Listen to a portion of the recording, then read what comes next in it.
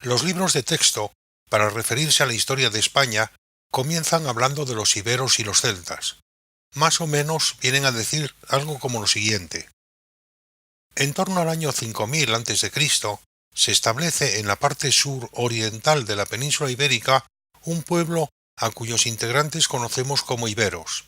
Sus restos arqueológicos más antiguos los encontramos en el yacimiento de los Millares, en la provincia de Almería.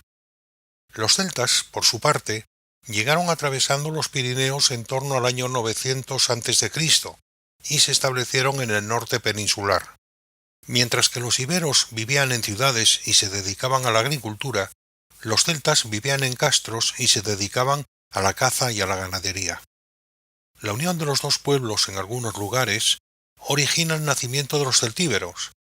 Cuando los romanos llegaron a la península, estos pueblos eran, por gran mayoría, los habitantes del territorio. Los griegos establecieron sus colonias en el Levante y llamaron a ese territorio Iberia, porque era el país de los iberos, y al río más importante que encontraron lo llamaron Íbero y hoy se conoce como Ebro. Los fenicios establecieron sus colonias en el sur, llamaron a su territorio Hispania, y de este vocablo deriva el actual nombre de España. Pero todo eso se refiere a la colonización de la península ibérica y no tiene nada que ver con la realidad política que conocemos como Reino de España, y ya hemos visto en los anteriores capítulos que la historia de España comienza exactamente con la mítica batalla de Covadonga que da lugar al Reino de Asturias. Las fuentes documentales sobre la historia de este reino son pocas y además son escuetas. Incluso, en ocasiones son contradictorias y estamos obligados a compararlas entre sí para poderlas interpretar. Estas fuentes son la Crónica de Alfonso III, la Crónica de Albelda, la Crónica Silense, la Crónica de San Piro, algunos datos dispersos obtenidos en testamentos, diplomas y donaciones, a los que hay que añadir el Liber Feudorum Mayor y las crónicas árabes de Ben Jaldún, de Ben Hayyan y de Ben Alatir.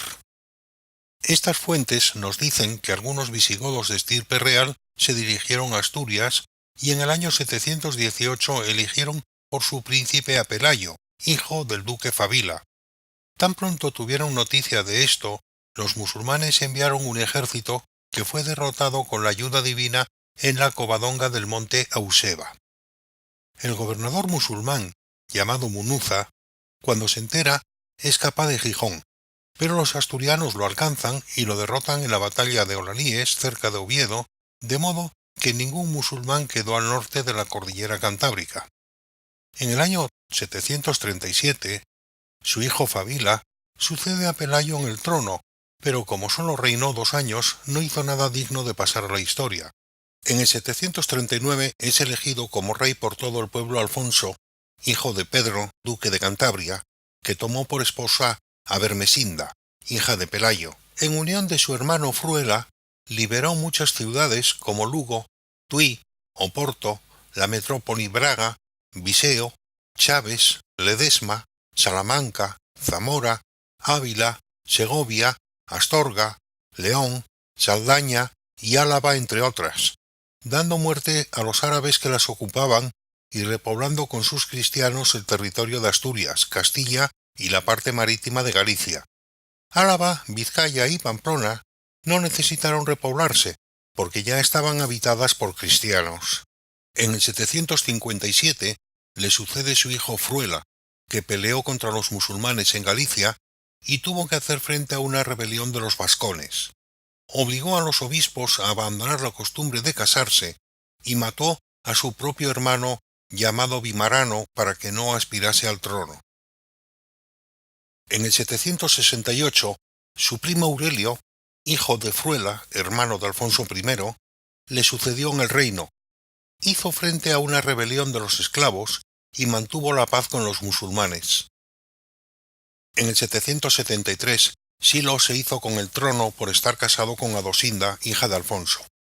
Siguió manteniendo la paz con los musulmanes. Hizo frente a una nueva rebelión de Galicia que sofocó en la batalla del monte Cubeiro y fijó su capital en Pravia. En el 783, la reina Adosinda sentó en el trono a Alfonso, hijo de su hermano el rey Fruela, pero Mauregato, hijo de Alfonso I, nacido de una sierva, le derrocó y le obligó a buscar asilo con los parientes de su madre en Álava. En el 788, muerto Mauregato, fue elegido para reinar Bermudo, sobrino de Alfonso I e hijo de su hermano Fruela. Abdicó a los 3 años para dedicarse a su ministerio como diácono. En el 791 le sucede su sobrino Alfonso, hijo del rey Fruela I, al que Mauregato había expulsado del reino. En el año tercero de su reinado tuvo que hacer frente a una invasión árabe que derrotó en la batalla de Lutos. Este rey es el primero que fijó su trono en Oviedo y construyó allí una catedral. Al 11º año de su reinado fue expulsado del trono por tirano y encerrado en el monasterio de Abelania, aunque fue repuesto por un tal Teudano. En el año 30 de su reinado, 2 ejércitos musulmanes se dirigieron a Galicia y fueron vencidos en el río Narón el primero y en el río Anceo el segundo. Además, un rebelde musulmán, llamado Mahamud, que había sido acogido en Galicia durante 7 años, lidera una nueva revuelta que es sofocada por Alfonso II al conquistar el castillo de Santa Cristina. En el año 842 fue elegido para reinar Ramiro, hijo de Bermudo, aunque el conde Nepociano usurpó el trono con el apoyo de un ejército formado por astures y vascones. Ramiro le derrota en el río Narcea con el apoyo de un ejército reunido en Galicia. Durante su reinado, los vikingos intentan un asalto a La Coruña. Ramiro mandó cegar al conde Aldoroito por conspirar contra él, y al conde Piniolo, junto a sus 7 hijos, les mató por rebelarse. En el año 850 le sucede su hijo Ordoño, quien repuebla las ciudades que habían quedado abandonadas en época de Alfonso I, como León, Astorga, Tui y Amaya Patricia. Al principio de su reinado, los vascones se rebelaron contra él con la ayuda de los musulmanes, liderados por Musa, un godo que se había convertido al Islam de la tribu Banu Qasi, que significa descendientes de Casio, y que se había rebelado contra el emir de Córdoba, tomando Zaragoza, Tudela, Huesca y Toledo. Debido a eso, ordenó que le llamaran el tercer rey de España. Los otros 2 eran, por supuesto, el emir de Córdoba y el rey de Asturias. Ordoño venció primero a los vascones, que pasaron a ser sus aliados, y después derrotó a Musa en la batalla del monte Laturce, junto a la ciudad de Albelda. Lupo, el hijo de Musa, en cuanto supo de la derrota de su padre, se sometió al rey Ordoño y mientras vivió fue su fiel súbdito. En 860, el emir Muhammad invadió la región de Navarra, arruinando y devastando todo el territorio, haciéndose dueño de varios castillos, entre ellos el de Falces en Navarra. Así consiguió devolver durante un tiempo a la sumisión a los Banu Qasi. En el año 866, Alfonso, hijo de Ordoño, le sucede en el trono a los 14 años de edad. Había sido educado por la tribu Banu Qasi y tuvo que defenderse de un intento de usurpación por parte de Fruela Gemúndez de Galicia, quien fue muerto por la nobleza ovetense. También se enfrentó a una revuelta de los alaveses, liderada por Eilón, mientras 2 ejércitos musulmanes atacaban la ciudad de León. Alfonso III se casa con Jimena. Aquí el obispo Sampiro no se explica de forma suficientemente clara, ya que literalmente dice que asocia así la Galia entera junto con Pamplona por causa de parentesco, tomando esposa de la prosapia de ellos por nombre Jimena, consobrina del rey Carlos, lo que significa que Jimena era hija de la hermana de la madre de Carlos el Calvo, rey de los francos, y por lo tanto sobrina de Judith de Baviera, hablando claro, que era prima del rey francés. En cambio, el padre Enrique Flórez, en su obra Memorias de las Reinas Católicas, opina que la expresión junto con Pamplona se refiere a que pertenecía a la Casa Real de Pamplona, lo que vendría confirmado por el propio nombre de Jimena, y que su primer hijo se llamó García, nombre usado en la Casa Real de Navarra y nunca antes oído en la de León o en la de Francia, por lo que la presenta como hija del rey de Pamplona, García Íñiguez, y su esposa Urraca. El rey Alfonso III hizo frente al intento de usurpación de su hermano Fruela, que estaba acompañado de Nuño, Bermudo y Odoario, a los que capturó y ordenó cegar. No obstante, este Bermudo, aún cegado, se trasladó a Astorga durante 7 años y actuó como tirano, hasta que fue derrotado en Grajal de Ribera, al sur de la provincia de León. En el año 883, el mismo emir Muhammad intenta infructuosamente conquistar el castillo de Cellórigo, situado en La Rioja, y el de Pontecurvo, en Burgos, y se dirigía hacia León cuando la presencia del ejército de Alfonso III le obligó a retroceder a Al-Ándalus. Otro ejército musulmán invadió el territorio desde el sur en dirección a León, aunque fue derrotado a orillas del río Órbigo en la batalla de Polvorosa junto a Benavente.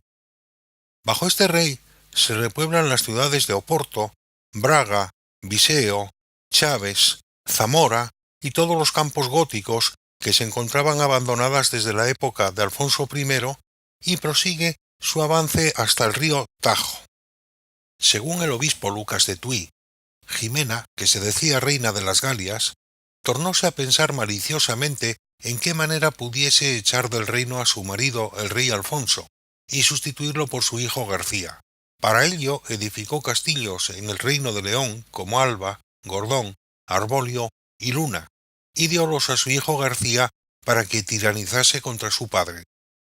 En Zamora, el rey apresó a su hijo García y lo encerró en el castillo de Gauzón, en la costa asturiana. No obstante, el suegro de García, Muño, se rebeló junto a todos los hijos del rey y expulsaron a su padre, que se estableció en el pueblecillo de Boinges, en Valdedios, Villaviciosa de Asturias. Alfonso peregrina a Santiago de Compostela y a su regreso pidió permiso a su hijo García para encabezar un ejército para una batalla contra los musulmanes, después de la cual se dirigió a Zamora, donde murió por causas naturales en el año 910. García se convirtió en rey de León, mientras que su hermano Ordoño se convirtió en rey de Galicia y su hermano Fruela fue rey de Asturias, y ambos como súbditos de su hermano García, quien solo reinó durante 3 años, siendo sucedido por Ordoño, que asume el título de emperador y para su coronación sigue el ritual establecido en el Cuarto Concilio de Toledo. Al morir Ordoño II en el 924, le sucede su hermano Fruela, con lo que se produce la reunificación del territorio del Reino de Asturias, pero ya con la corte ubicada en León, motivo por el que a partir de ese momento se le conoce como Reino de León y a su gobernante se le aplica el título de emperador. Respecto a la línea genealógica que enlaza a los reyes asturianos con los reyes visigodos por su descendencia del duque Pedro de Cantabria a través del conde Fruela, ya que no a través de Pelayo, hay que tener en cuenta que las fuentes árabes no mencionan la existencia de este conde y atribuyen sus éxitos al rey Fruela I. Así, Ben Alatir dice que Alfonso fue sucedido por su hijo Fruela, quien expulsó a los musulmanes de Lugo, Portugal, Salamanca, Zamora, Ávila y Segovia. Ben Jaldún, por su parte, afirma que a Alfonso le sucedió su hijo Fruela, quien reinó 11 años en los que aumentó su poder porque coincidió con el periodo en el que Abderramán I estaba ocupado con la fundación de una nueva dinastía. Fruela fue capaz de recuperar Lugo, Oporto, Zamora, Salamanca, Segovia y Castilla, que habían sido ocupadas por los musulmanes durante la conquista. Recordemos que la crónica de Alfonso III atribuye estas conquistas a Alfonso I en compañía de su hermano Fruela.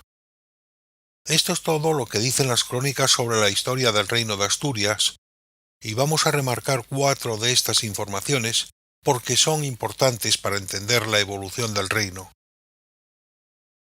Primera, a partir del año 842, cuando Ramiro I se convierte en rey, los gobernantes ya no tienen ninguna relación con Pelayo, porque Ramiro era hijo de Bermudo I, quien era a su vez hijo del conde Fruela, hermano de Alfonso I e hijo de Pedro, duque de Cantabria. Segunda, el afán por extender el territorio controlado por el reino Astur comienza a partir del año 850, en que Ordoño I accede al trono, y se manifiesta por la repoblación de los territorios que habían quedado desiertos desde la época de Alfonso I. Tercero, desde la época de Alfonso I, en torno al año 750, según las crónicas cristianas, o desde el reinado de su hijo Fruela I, según las crónicas árabes, los musulmanes se mantienen en paz con el reino Astur hasta el año 794, tercero del reinado de Alfonso II el Casto, en que invaden este territorio. Existe una leyenda en torno a que Mauregato habría llegado al trono con la ayuda de Abderramán I, con quien se compromete a entregarle 100 doncellas al año en señal de tributo y sumisión. Según esta leyenda, Bermudo sustituye la entrega de las vírgenes por el pago de dinero, y finalmente Alfonso II repudia también el pago de este tributo, lo que origina los asaltos musulmanes. Cuarto, no hay evidencias de una guerra de conquista o reconquista por parte de los cristianos. Las guerras que libraron fueron siempre defensivas ante la invasión de ejércitos musulmanes. También debemos mencionar aquí el testamento de Alfonso II que se conserva en la Catedral de Oviedo y en el que dice que Pelayo, sublimado al rango de príncipe, defendió a los cristianos y asturianos, y cuyo nieto Fruela fue honrado con la gloria del trono del reino. Según este documento, Pelayo defendía no a los godos, sino a los cristianos y a los asturianos, en lo que parece demostrar una ruptura con el anterior reino visigodo. Hay otro hecho importante que se suele silenciar cuando se habla de este periodo histórico, y es la ruptura de la Iglesia asturiana con la Iglesia de Toledo, ocurrida en torno al año 780 con el enfrentamiento entre los monjes Beato de Liébana y Eterio de Osma, con el arzobispo de Toledo, Elipando, y el obispo Félix de Urgel. El origen de esta ruptura se encuentra en la defensa por los toledanos de la doctrina adopcionista, según la cual el hombre Jesús habría sido divinizado mediante su adopción por parte de Dios en el mismo instante de su concepción. La Iglesia asturiana, por su parte, se mantenía en las ideas expresadas en el Tercer Concilio de Toledo, que defendían el concepto de la Trinidad, por el que el Padre, el Hijo y el Espíritu Santo eran tres manifestaciones de un solo Dios. La herejía adopcionista supuso, de hecho, el fin de la Iglesia visigoda y de toda su organización anterior, pues Alfonso II aprovechó la situación para independizar la Iglesia asturiana de la metrópoli de Toledo, creando un nuevo obispado en la sede regia y una nueva catedral en la que se debía restaurar el orden y ceremonial que los godos habían usado en Toledo. Así, la derrota definitiva de las doctrinas tradicionales visigodas, defendidas por el arzobispo de Toledo, cabeza tradicional de la Iglesia católica, avivó las posturas inconformistas hacia los gobernantes musulmanes y será el germen de los futuros enfrentamientos armados entre los dos pueblos, que tendrán más de guerra religiosa que de guerra de conquista. Por otro lado, el interés de la monarquía astur por recomponer el anterior reino visigodo queda en entredicho al observar que Alfonso III, lejos de fomentar esa unión, incorporando bajo su mando al reino de Navarra y las tierras de los Banu Qasi, tal y como hizo en su momento Sancho I Garcés, decide dividir su reino entre sus tres hijos. Una vez expuesta la documentación que nos ofrecen las fuentes primarias, podemos resumir la historia del reino de Asturias como era nuestro objetivo. En el año 739 se produjo un gran levantamiento de los bereberes en el actual Marruecos, que se propagó rápidamente a Al-Ándalus, donde los árabes no habían hecho más que recoger los frutos de la victoria alcanzada por los bereberes sobre los godos. Sin embargo, los árabes se habían reservado las ricas vegas del centro, Levante y Andalucía, y dieron a los bereberes las áridas mesetas y las montañosas tierras del norte, expuestas a los ataques de los cada vez más envalentonados cristianos. Los bereberes abandonaron sus tierras de Galicia, León y Castilla, excepto Zaragoza, donde eran minoría, y se dividieron en tres cuerpos de ejército, destinados el primero a sitiar Toledo, el segundo a atacar Córdoba y el tercero a marchar contra Algeciras. Abdel-Malik, valí de Al-Ándalus, se vio forzado a solicitar el auxilio de los sirios, que son árabes, para hacer frente a los bereberes procedentes del norte de África. Alfonso I aprovechó el desvanecimiento del dominio árabe en el cuadrante noroeste de la península, para expulsar los últimos reductos de los bereberes al norte del río Duero, labor que se verá continuada por su hijo Fruela I, trasladando a territorio astur a los cristianos allí residentes para su repoblación, quizás con la bendición de los árabes, ya que obligaba a los bereberes a luchar en dos frentes. El resultado es la despoblación de toda la cuenca de ese río. De esta forma, el cuadrante noroeste de la península ibérica queda dividido en dos esferas. Una, las tierras continuamente habitadas por cristianos y gobernadas por los asturianos, y otra, las tierras despobladas que fueron abiertas para ser tomadas por los reyes asturianos, quienes comenzaron a repoblarlas con sus súbditos del norte o con los mozárabes del sur, bajo el reinado de Ordoño I, a partir del año 850. Este concepto de territorios abandonados suele utilizarse en diversos tratados para justificar el derecho a apoderarse de las tierras que no estaban en posesión reconocida de nadie. En este reino de Asturias, tanto los vascos como los gallegos se consideran con poder para disputar a los asturianos el derecho a elegir rey hasta que con Ordoño I se establece la monarquía hereditaria.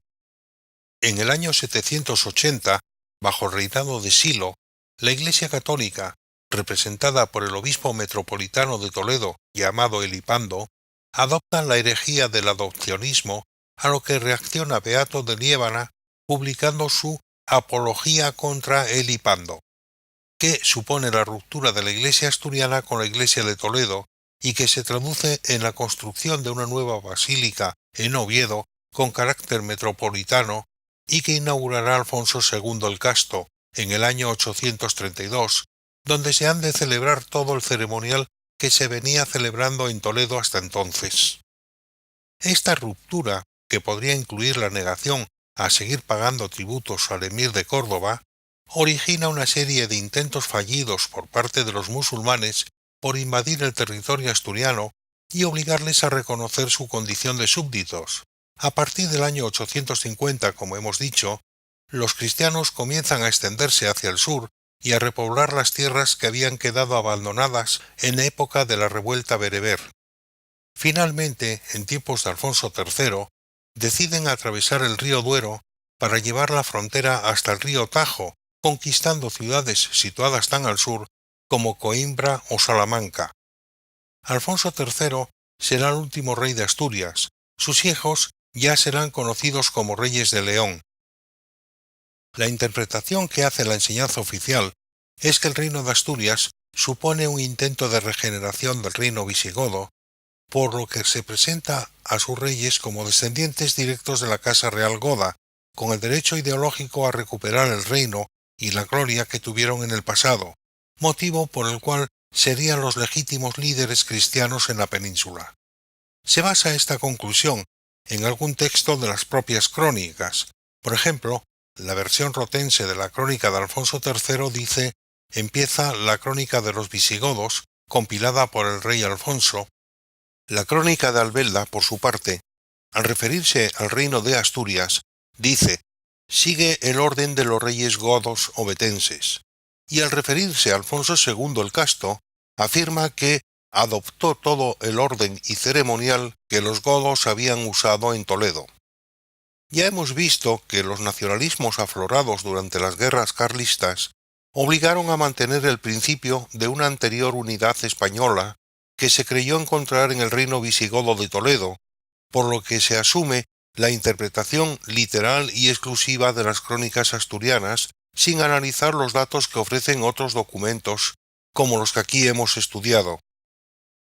Como anécdota, diremos que el llamado Musa, tercer rey de España, podía presumir de descender directamente de don Rodrigo, último rey visigodo, aunque dado que la genealogía se transmite exclusivamente por la rama paterna, sólo se reconocía descendiente del visigodo conde Casio. La genealogía que del mismo ofrecen las fuentes árabes es la siguiente. Musa ben Musa era hijo de Musa ben Fortún y su esposa Oneca, viuda de Íñigo Jiménez, con el que había tenido un hijo llamado Íñigo Arista, que sería el primer rey de Pamplona. Musa ben Fortún, por su parte, era hijo de Fortún ben Casi y su esposa Aicha, que era hija de Egilón y nieta de don Rodrigo. Fortún Bencasi era hijo, a su vez, del conde Casio y nieto de Fortún, conde de Borja. A Íñigo de Arista, como rey de Pamplona, le sucede su hijo García Íñiguez, cuyas 3 hijas se casarán de la siguiente forma: Oneca Garcés con Aznar II Galíndez, conde de Aragón; Belasquita Garcés con Mutarrif, hijo de Musa ben Musa y gobernador de Tudela; y Jimena Garcés, según Enrique Flores, con Alfonso III rey de Asturias. Su hermana Ausona Íñiguez se casó con el propio Musa ben Musa. Su hijo, Fortún Garcés, le sucederá en el trono de Pamplona. El propio García Íñiguez se casó en segundas nupcias con la hermana de Alfonso III de Asturias, llamada Leodegundia. En ese momento, la alianza familiar entre los Ordóñez de Asturias, los Arista de Pamplona, los Garcés de Aragón y los Banu Casi de Tudela, Zaragoza, Huesca y Toledo controla un territorio que no será superado por ningún otro reino peninsular hasta el reinado de los Reyes Católicos.